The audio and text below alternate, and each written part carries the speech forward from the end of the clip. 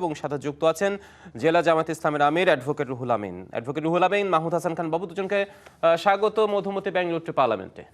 Advocate Ruhul Amin, আপনার কাছে যে প্রশ্ন এবার রাখতে চাই, একই প্রশ্ন আসলে সাথে একটু সম্পূরক প্রশ্ন যুক্ত করতে চাই, যে নির্বাচনী মাঠে আসলে বর্তমানে আপনাদের চ্যালেঞ্জগুলো কি কি, কতটা সাড়া পাচ্ছেন সবকিছু মিলিয়ে?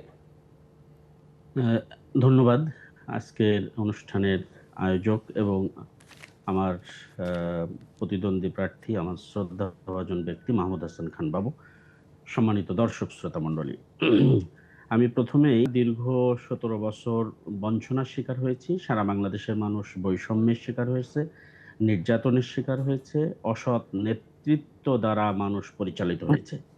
বাংলাদেশের মানুষ, আমাদের অঞ্চলের মানুষ এই বৈষম্য থেকে মুক্তি চায়, নির্যাতন থেকে মুক্তি চায়, সৎ নেতৃত্বের হাতে ক্ষমতা দিতে চায়, যাদের দলীয় শৃঙ্খলা আছে, যারা নিঃস্বার্থ উপকার করে মানুষের, সার্বক্ষণিক যারা জনগণের পাশে থাকে, মানবতার কল্যাণে যারা কাজ করে, সৎ কর্মী বাহিনী যাদের আছে, মাদক মুক্ত সংগঠন যাদের আছে, দুর্নীতিমুক্ত নেতাকর্মী যাদের আছে, জনগণ এবার তাদেরই সাড়া দেবে বলে আমি বিশ্বাস করি।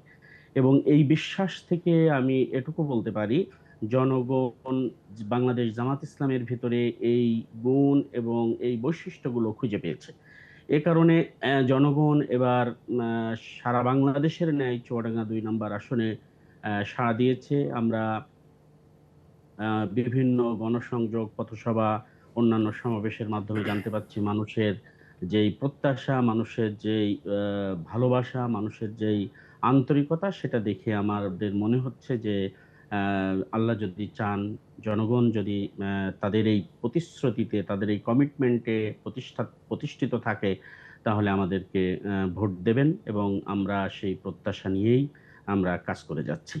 অর্থাৎ আরেকটা কথা আপনি আপনারা যথেষ্ট আশাবাদী যে ভোটের মাঠে জি, জি, তাতে জি, আপনাদের প্রত্যাশা একদম। প্রতিফলন, যেহেতু এখন একটা গণতান্ত্রিক পরিবেশ ধারায় নির্বাচনমুখী দেশ, সে জায়গায় আপনারা আবার নিজেদের অবস্থানে ফিরে এসেছেন, নিজেদের আদর্শ নিয়ে আপনারা আপনারা ইন্ডিভিজুয়ালি ইলেকশন করছেন, এবং মাঠে আপনাদের যে জোট ছিল, জোট যে এখন প্রতিদ্বন্দ্বিতায় পরিণত হলো, সেই চ্যালেঞ্জ কতটুকু? আরেকটি বিষয়, জামায়াত ইসলামে আসলে নারী স্বাধীনতার বিষয়টি চলে আসে, অমুসলিমদের ভোটের বিষয়টি চলে আসে। এবার আপনারা একটা নতুন কৌশলে গেছেন, অমুসলিমদেরকে আপনারা নির্বাচনের সুযোগ করে দিয়েছেন, খুলনা থেকে প্রার্থী দিয়েছেন। আপনার আসনে আসলে এই বিষয়টি যারা অন্যান্য যারা আছে তারা কিভাবে নিচ্ছে, এটুকু একটু বলবেন আমাদের। জি, ধন্যবাদ। আমার প্রতিদ্বন্দ্বী প্রার্থী চমৎকারই বলেছেন। আমাদের দীর্ঘদিনের জোট ছিল, দীর্ঘদিন আমরা একসাথে রাজনীতি করেছি।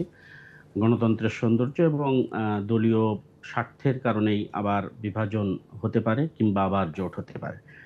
এটা দোষের কিছু নাই।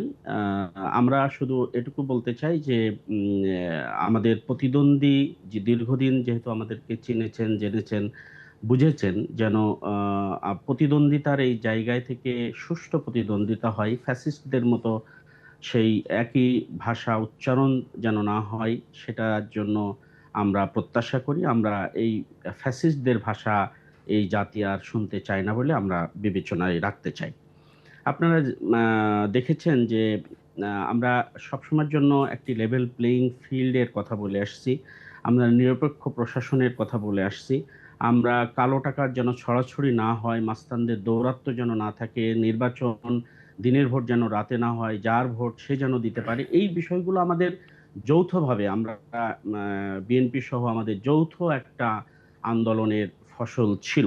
এই আন্দোলন হয়ে যাওয়ার পর আমরা যদি আবার সেই পুরনো অভ্যাসে ফিরে আসি, পুরনো অভ্যাস মানে যে জায়গায় আগে মামা চাঁদা তুলতেন সেই জায়গায় এখন ভাগ্নে, যে জায়গায় আগে চাচা তুলতেন সেই জায়গায় এখন ভাইপো, এইগুলো যদি হয়ে যায়, তাহলে জাতি একটু হতাশ হয়, জাতি একটু হোঁচট খায়, যে তাই তো এতদিন থেকে যারা নির্যাতনের শিকার হলো, এখন তাদের দ্বারা আবার মানুষ কেন নির্যাতনের শিকার হবে।